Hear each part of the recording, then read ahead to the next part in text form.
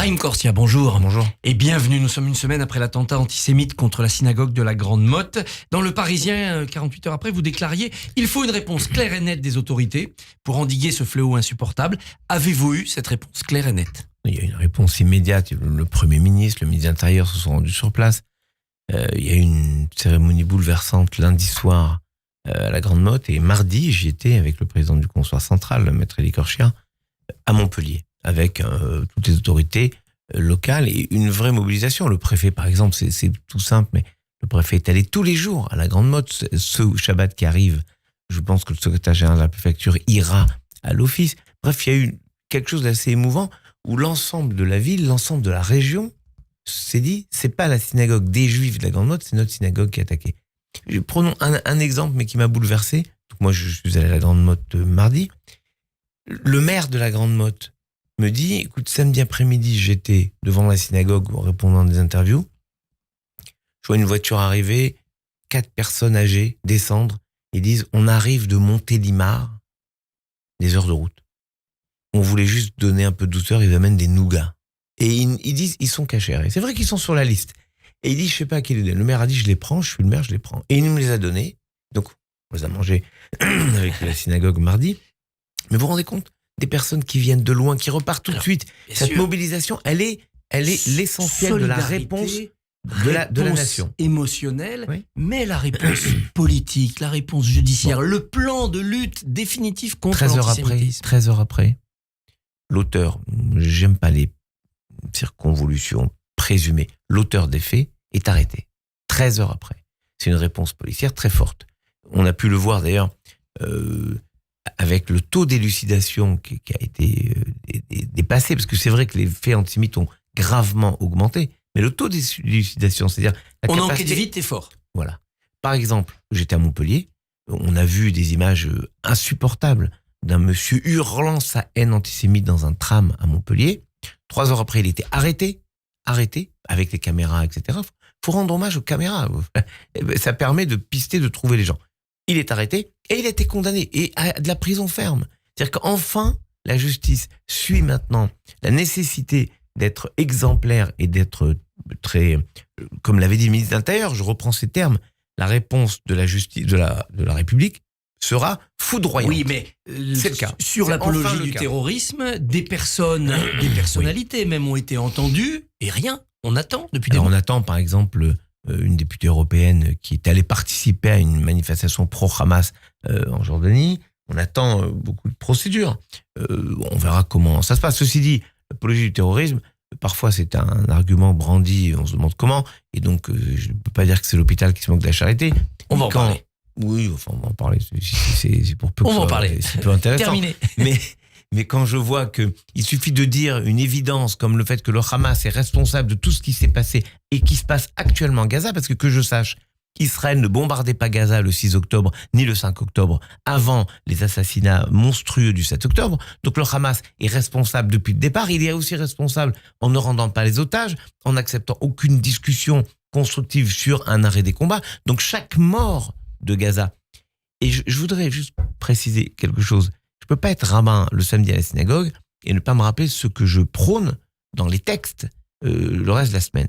Moi, je suis porté par une idée qui m'a toujours bouleversé, c'est que quand les Hébreux passent la mer Rouge, après 210 ans d'esclavage en Égypte, les Égyptiens ne sont pas nos copains. 210 ans d'esclavage en Égypte, les Hébreux traversent la mer Rouge, les Égyptiens s'engagent dans la mer Rouge. La mer Rouge se referme sur eux, ils meurent. Les Hébreux chantent, les anges chantent, et ils disent à Dieu, nous raconte le Talmud, ils disent à Dieu, mon Dieu, tu chantes pas, tes enfants sont libres et tu chantes pas. Et Dieu leur répond, mes enfants, les Égyptiens, sont en train de mourir et vous voudriez que je chante. Donc personne ne peut se réjouir du moindre mort, où que ce soit. Mais d'entendre que des gens qui prétendent m'accuser, en l'occurrence d'apologie du terrorisme, dire que non, le Hamas n'est pas responsable de tout ce qui se passe et de chaque mort palestinien et évidemment de chaque mort israélien, parce que les Israéliens continuent à mourir. N'oublions pas ces gamins de 18, 19 ans qui, à l'armée, meurent, par exemple, pour aller risquer de sauver un otage qui était un bédouin. Et je trouve merveilleux ce geste, pour ceux qui auraient l'outrecuidance d'oser parler d'apartheid en Israël, je trouve merveilleux ce concept de soldats israéliens qui vont prendre tous les risques possibles pour sauver un otage bédouin. Émeric Caron donc a transmis au procureur vos propos sur une chaîne d'infos pour apologie de crimes de guerre. Vous lui répondez, vous ripostez, vous êtes indifférent? Je réponds pas parce que c'est parfois un honneur, si tant est que ce mot veuille dire quelque chose pour lui, que d'être attaqué par lui. Je vous rappelle que c'est quelqu'un, enfin juste pour situer, complètement, franchement, juste pour situer, c'est quelqu'un, lorsque on évoque devant lui le calvaire d'Ilan Halimi, au lieu de participer à cette émotion qui était bouleversante quand Émile Frèche parle de ça, il dit « et les enfants palestiniens ». C'est pour moi le signe d'une obsession antisémite, anti-israélienne. Et d'ailleurs, crime de guerre, c'est quelqu'un qui passe sa vie à lutter contre l'abattage rituel, alors, pour nous ou pour les musulmans. C'est comme s'il renvoyait toujours au sang. Vous voyez ? Et moi, je trouve que aujourd'hui, pardon, vous êtes l'un des meilleurs analystes politiques de France, je crois que pour analyser beaucoup de ces responsables politiques, en particulier de LFI, c'est plus d'un psychiatre qui aurait besoin que d'un analyste politique.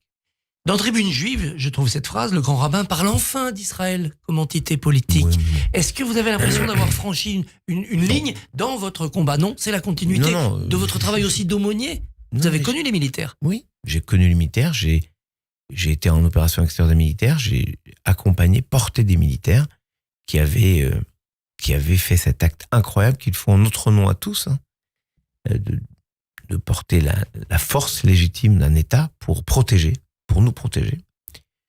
Donc j'ai accompagné ces militaires et je comprends et je vois ce que vivent les soldats israéliens, mais je n'ai jamais changé de discours, jamais. Donc ça fait plaisir aux uns aux autres, ou ça énerve les uns les autres. Je crois qu'il faut tenir une ligne. La ligne qui est la mienne, d'ailleurs, dans ActuJ cette semaine, le journal reprend une tribune de Yann Moix. Une tribune d'avril. Oui. Il n'existe pas de symétrie entre la cause et les faits, il n'existe pas de symétrie entre Israël et Gaza, dit-il. Voilà. Il ne s'agit pas de dire que certains morts sont plus insupportables que d'autres, mais il s'agit de dire, ce que je vous disais tout à l'heure, avant le 7 octobre, c'est-à-dire le 6 octobre, Israël ne bombardait pas Gaza. Et Israël ne fait que répliquer, et c'est le devoir, je le dis, je le redis, d'un État, quel qu'il soit, de protéger ses concitoyens. Vous le décrivez dans Comme l'espérance est violente, votre livre publié chez Flammarion. Vous distinguez le jus ad bellum, donc le droit de se défendre, de déclarer la guerre, et le jus in bellum, dans la guerre. Est-ce qu'aujourd'hui, Tsahal n'a pas un problème avec le jus in bellum, avec cette guerre qui dure si longtemps? Mais Israël, j'ai étudié ça, j'ai vu ça. Donc d'ailleurs, vous me rendez hommage au fait que je le dis depuis... À plusieurs mois. Voilà, donc c'est pas une nouveauté dans ce que je dis simplement que Israël est obligé de se défendre, c'est le devoir d'un État, sinon il n'y a plus d'État. Si on ne défend pas ses concitoyens, il n'y a plus d'État. C'est le devoir de défendre. Il met en place des méthodes pour avertir la population, pour éviter les dégâts collatéraux, éviter autant que faire se peut. Maintenant, aucune guerre n'est jolie à voir, c'est vrai. Mais la différence, c'est que Israël est obligé de faire cette guerre, parce que sinon, il n'y a plus ni de sud ni rien d'Israël, rien. Alors que le Hamas peut arrêter maintenant, dans les 10 minutes, il peut arrêter tout en rendant les otages. Mais comment on peut accepter de penser sans avoir l'obsession des otages? Aujourd'hui, moi je vois des gens qui nous parlent des conditions de guerre, les arrêts, mais quand même on est dans une situation où il y a des gens qui ont pris des otages. C'est-à-dire que quelque chose qu'on pensait être ne plus exister, qu'on pouvait voir que dans les livres, par le passé, on prend des otages. Voilà, ce sont les 99 pendus de Tulle, c'est des otages pris à Oradour. Voilà de quoi on parle. Mais on ne peut pas penser le monde aujourd'hui sans intégrer le mal absolu que porte le Hamas. Mais dans cette guerre qui dure, les meilleurs amis d'Israël sont troublés par ce qui se passe, par exemple, en Cisjordanie. On a vu des colons commettre des actes qu'on peut qualifier de terroristes. Oui, mais vous remarquerez qu'ils sont châtiés, poursuivis et châtiés par la justice israélienne. C'est ça la grande différence. C'est que quand une horreur est commise par certains Israéliens, dans quelque chose qui est inadmissible, et le Premier ministre et l'ensemble de l'État poursuit et sanctionne, et n'accepte pas, n'en fait pas des héros. Ce qui est l'inverse, quand quelqu'un... regardez les cris de joie et de danse qu'il y a eu le 7 octobre, c'était indécent, insupportable. Dans votre livre, vous développez aussi l'idée de tenségrité, cet équilibre instable des mobiles si précaire. Est-ce que la société israélienne, avec cette guerre qui dure, avec les arrière-pensées politiques, bien sûr, de Netanyahou, avec le jeu diplomatique qui se complique, Est-ce que la sécurité d'Israël n'est pas menacée ? Non, parce que elle est portée par deux choses qui tiendront toujours. Le respect de chacun, et l'amour. Et l'amour, c'est une façon de considérer qu'il y a toujours de la fraternité à aller chercher, à fabriquer, à construire. C'est pas la fraternité dont je vais bénéficier, c'est la fraternité dont je vais faire profiter les autres. Regardez par exemple que les Coptes, c'est le seul endroit dans tout le Moyen-Orient où les Coptes sont sereins. C'est le seul où les chrétiens d'Orient, qui sont si importants pour l'équilibre global de cette région, sont sereins, c'est en Israël. Regardez, par exemple, tous les débats sur le fait que, oui ou non, des Juifs pourraient monter ou pas sur le mont du Temple. Mais le simple fait de se poser la question, c'est un immense respect pour toutes les religions. Ce qui n'a pas été toujours le cas, et je suis assez fier du fait que l'État d'Israël, à la fois dans sa modernité et dans sa capacité à conserver les valeurs profondes de respect de l'autre, de l'altérité, est un pays qui peut donner leçon à beaucoup de pays. Je reviens à la France. Dans l'interview du Parisien, vous dites que la communauté juive en France a plus de colère que de peur. Comment peut s'exprimer cette colère ? C'est sans doute que je m'inspire de votre livre formidable. Vous expliquez qu'en France, nous sommes un peuple qui a toujours utilisé des colères pour passer des caps. Alors je prends un exemple qui m'a toujours amusé, parce que depuis que j'ai lu votre livre, que j'ai dévoré votre livre, je ne passe plus porte-maillot sans penser à vos fameux maillotins. La révolte des maillotins, voilà. Il y avait un maillet, donc exactement. Maillotin. Donc voilà d'où vient le porte-maillot. Enfin, personne ne sait quand on passe porte-maillot.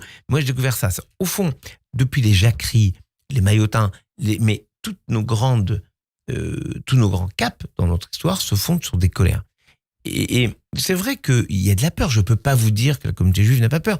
Je vois bien ma femme, par exemple, mais d'autres, mettre les courses qu'elles font à tel ou tel endroit avec des mailles hyper cachères où c'est bien siglé sur les sacs, elles le mettent dans des sacs neutres pour ne pas être repérées. Oui, donc je vois bien ces mesures de protection. Mais le véritable moteur, c'est la colère de voir ce qu'est la France comme espérance, comme projet de société, se vautrer dans le regard, dans l'espérance de certains, se vautrer dans le rejet de ce que nous sommes. Or, il y a une grande règle absolue. Si les Juifs sont pas bien quelque part, c'est toute la société qui très rapidement ne sera pas bien. L'antisémitisme est un symptôme de maladie du pays. Et donc, je parle de colère plutôt parce que j'ai vu à la Grande Motte cette communauté qui aurait pu... Alors, si on était dans la peur, cette communauté aurait fermé tout, aurait annulé tout et aurait dit on se calfeutre, on fait rien. Cette communauté, samedi soir après Shabbat, j'ai parlé à la présidente, Sabine Atlan, qui est formidable. Elle a tenu la barque. Et donc, je lui ai dit, on maintient la conférence que tu avais prévue lundi soir. Elle me dit, mais la gendarmerie m'a expliqué qu'on ne bouge pas. J'ai appelé le préfet qui était sur ma ligne. Parce que le préfet m'a dit, si on capitule, alors on a perdu. Donc, il faut juste tenir. Donc, c'est la colère comme un moteur positif et pas la colère moteur destructeur. C'est pas une colère d'agression, non. De riposte non. par... Non, non, surtout pas. Pas en Angleterre où on a vu des manifestations quand même insupportables contre les uns ou les autres. Moi, je dis que c'est une colère un peu, si j'ose une image biblique, un peu à l'image de Pinchas, qui, dans la colère de voir Dieu humilié par le comportement des uns des autres, pose un acte qui est un acte fort, mais un acte où il dit stop maintenant. Et je crois que la société aujourd'hui, et j'ai senti, si vous voulez, ce qui est nouveau, c'est qu'une attaque à la synagogue de la Grande Motte, c'est tellement serein comme endroit, ça veut dire que tout le monde est n'importe où. Nous pouvons tous, en France, et je parle de tous les Français, nous pouvons être attaqués dans ce qui est le plus évident et le plus serein de notre vie. La France ne l'accepte plus. Est-ce que les antisémites ont compris qu'en phase 2 maintenant, ils n'ont plus de la soumission, mais de la colère ? Exactement. Voilà, ils vous l'ont avez trouvé le mot. Je ne veux pas opposer la peur à la colère, mais s'il n'y a pas la soumission, il n'y aura jamais la soumission du peuple juif. On n'a jamais baissé la tête, sauf devant notre Créateur. On ne baissera pas la tête et en défendant la position du judaïsme, nous défendrons la France. Raïm Corsia, merci, bonne journée. Merci beaucoup Christophe. Rendez-vous lundi matin à partir de 7h45. Radio J.